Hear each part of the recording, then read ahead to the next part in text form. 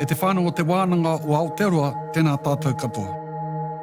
Mahuru Māori, our challenge to kōrero Māori during September, is nearly upon us, and this year's campaign will be bigger than ever. About 5,000 people throughout Aotearoa and indeed around the world took up the challenge last year.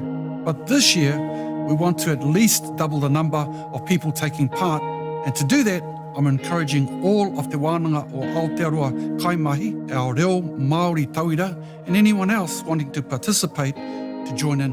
You could be matatai, proficient, but wanting to refine your reo. Or you're just starting on your reo Māori journey.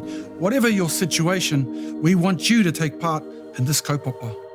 You may want to speak Māori for 1 hour, several hours a day, maybe 1 day a week during September, or for the whole entire month. Kei a koe te tikanga, it's really up to you. To help, we've made it easier for you to participate. We have lots and lots of online resources, a Facebook group full of Mahuru Māori participants, and of course, your fellow kaimahi you can kōrero with. We're keeping it fun.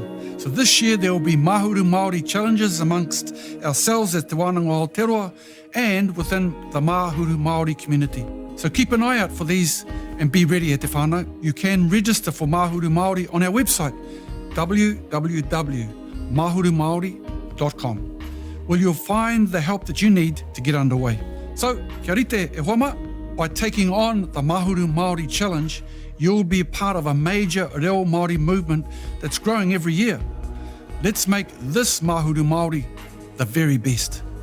Nō reira, hiki tia te reo, hiki tia te tangata, karawhiua.